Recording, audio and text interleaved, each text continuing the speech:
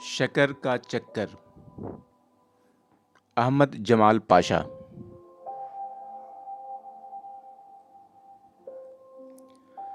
सुबह सुबह गुड़ की चाय पिलाने के बाद वालिद साहब ने राशन कार्ड और दाम देते हुए हमसे कहा, बेटा शक्कर लाने की कोशिश करो। कपड़ा लेकर मैं शक्कर लाने के लिए चला तो वालदा ने पुकारा, ठहरो, इमाम जामिन तो बंधवा लो।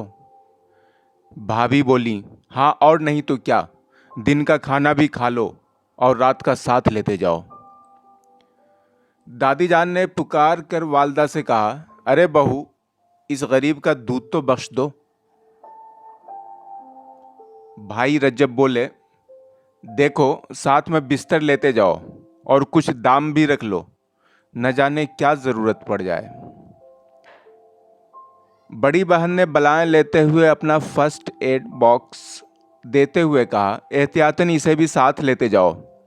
दूल्हा भाई आंखों में आंसू लाते हुए बोले, शक्कर लेने जा रहे हो तो हम लोगों का कहा सुना भी माफ करते जाओ।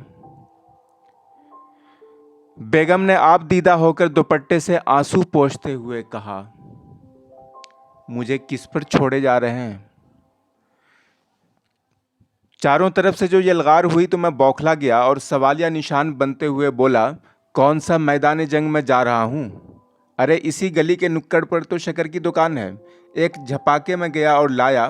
क्या इससे पहले गेहूँ, मिट्टी का तेल, दिया सलाई, रेजगारी और कपड़ा नहीं लाया हूँ।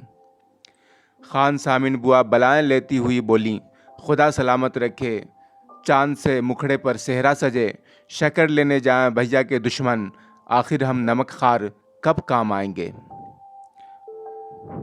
वालिद साहब ने फैसला कुन अंदाज में कहा, नहीं, वो ज़माने गए जब औरतें कंट्रोल से शक्कर ले आती थीं। क्या मर्द चूड़ी पहनकर घर में बैठने के लिए रह गए हैं। जाओ बेटा, मगर हाथ पैर बचा के रखना, भीड़ भाड़ से घबरा न जाना। चचा जान बोले, कहाँ लड़के को बेवक्त हलकान करने भेज रहे हो। सुबह के 7 बज चुके हैं, लोग सरे शाम ही बिस्तर लेकर शक्कर की लाइन में डट जाते हैं या तारों की छांव में पहुंच जाते हैं, तब कहीं शक्कर मिलने की नौबत आती है। छोटे भाई ने कहा, आज अखबार में आया है शक्कर की लाइनों में जगह जगह फौजदारियां हो रही हैं। उसके बाद उन्होंने अपने टीटी पतलून की जेब से निकिल वेस्टर निकालते हुए कहा, एहतियातन जेब में डाल लीजिए।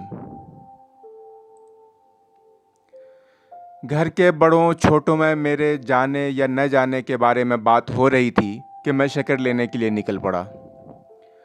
जब मैं शक्कर की दुकान पर पहुंचा तो पहले तो मुझे धोखा हुआ कि शक्कर की दुकान पर नहीं बल्कि किसी ऐसे सिनेमा घर के सामने पहुंच गया हूं जिसमें कोई मार धाड़ वाली नई फिल्म आज ही लगी है और पूरा शहर उसे आज ही देख लेना चाहता है। हद नज़र तक शक्कर की लाइन में लोग चींटियों की तरह लगे हुए थे और इस लाइन को पुलिस वाले डंडों की मदद से दुरुस्त कर रहे हैं। शक्कर के बहुत से उम्मीदवारों के कपड़े तार तार हो चुके थे और हुलिया बता रहा था कि उन्होंने ये जगह बज़ोर बाजू हासिल की है। अक्सर बुजुर्ग अपनी बारी के इंतज़ार में तस्बीह लिए शक्कर हासिल करने वाला कोई जलाली वजीफ़ा पढ़ रहे थे। एक साहब लाइन ही में खड़े खड़े बुरी तरह चीख रहे थे, हाय मैं लुट गया। मालूम हुआ किसी ने मौका पाकर उनकी जेब साफ कर दी। लाइन में जहां भी जरा सुकून था वहां लोग अपनी बारी के इंतजार में बैठे खर्राटे ले रहे थे। एक आध जिंदा दिलाने लखनऊ ने माहौल से बेजार होकर वक्त गुजारी के लिए कजरी छेड़ दी थी। कुछ क्रिकेट के शायकीन लाइन में जमे ट्रांजिस्टर पर कमेंट्री सुन रहे थे। कुछ लोग बगैर लाइन वालों से अपनी जगह का सौदा कर रहे थे और कुछ कहे बगैर लाइन वाले लाइन में लगे हुओं से पूछते फिर रहे थे, आप में से कोई साहब चाहें तो अपनी जगह बेच दें। गर्ज लाइन का जायज़ा लेने के बाद शक्कर मिलने की उम्मीद में कि उम्मीद पर दुनिया कायम है, कल मैं शहादत पढ़ता हुआ मैं लाइन में खड़ा हो गया। मुझे लाइन में लगे ज़्यादा देर न हुई थी कि मेरे पीछे भी कई हजरात लाइन में लग गए। गोया अब यह था कि अगर मुझे शक्कर न मिली तो दूसरे सैकड़ों को भी नहीं मिलेगी और मुझे नहीं मिली तो क्या हुआ, हज़ारों मुझसे पहले आने वालों को तो मिल गई। इस जमहूरी ख्याल से मुझे बड़ी तक़वियत पहुंची और मैं लाइन में डट कर खड़ा हो गया। जब लाइन में खड़े खड़े थक गया तो कुछ देर तो तकल्लुफ़न उकड़ूं बैठा, उसके बाद मजबूरन पालथी मारकर ज़मीन पर बैठ गया और अपने बराबर वाले के अखबार वाले का मुतालिया करने लगा। अखबार में लिखा था, शक्कर की मसनूई क़िल्लत ख़त्म, शक्कर की कमी पर काबू पा लिया गया।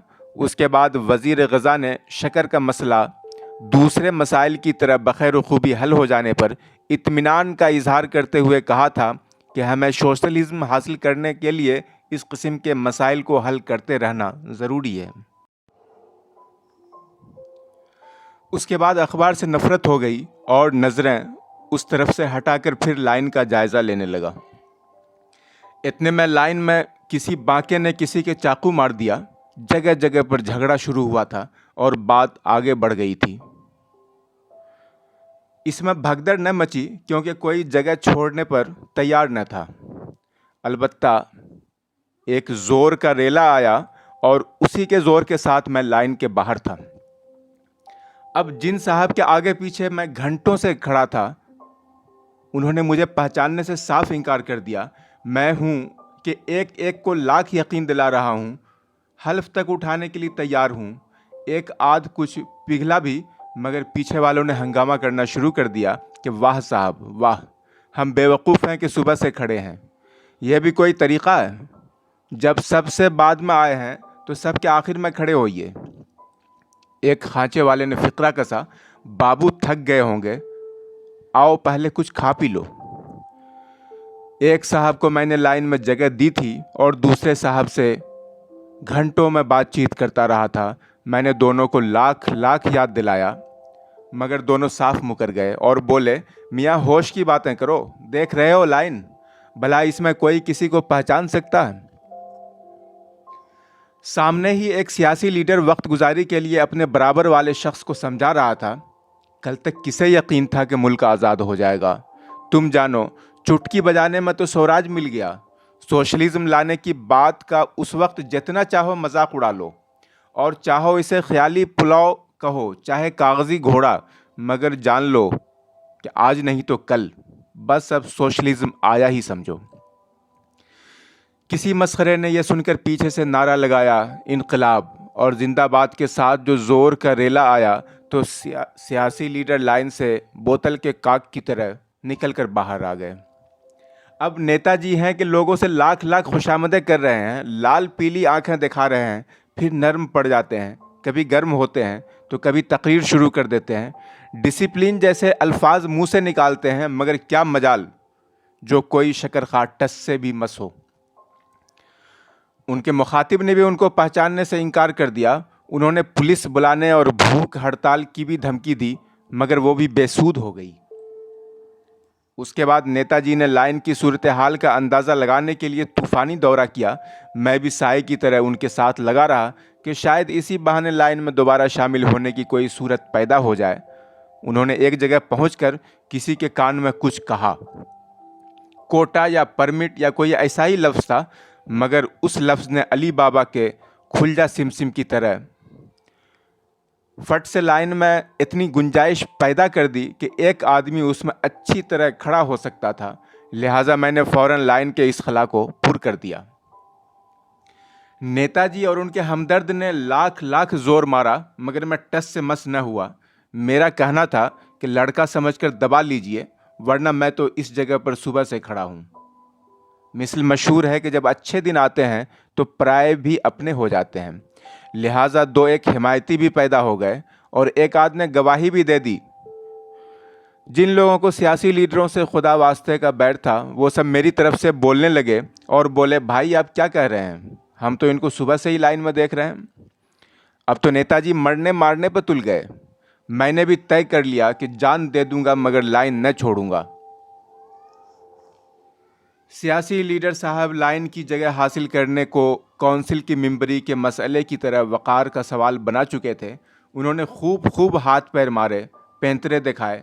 कभी मालूम होता था कि बस अब वाकई वो बलवा करा के ही दम लेंगे, मायूसी के आलम में उन्होंने फ़िरका वाराना जज्बात उभारने के लिए एड़ी चोटी का जोर लगाया, मगर जहां इतने शकर खोरे हों वहां भला ये कैसे मुमकिन था।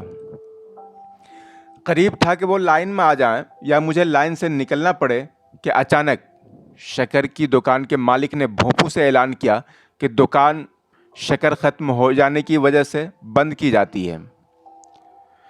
यह सुनते ही मैंने सियासी लीडर से कहा, फिर भाई आप ही लाइन में आ जाइए। उन्होंने मुझे घूर कर खा जाने वाली नज़रों से देखा। लाइन में खड़े लोग खिलखिलाकर हंसने लगे, कबल इसके कि लाइन वाले मजमा की शक्ल में शक्कर की दुकान पर हमला आवर हों और सियासी लीडर मुझ पर। मैं लाइन में से निकलकर अपने घर पहुंच चुका था।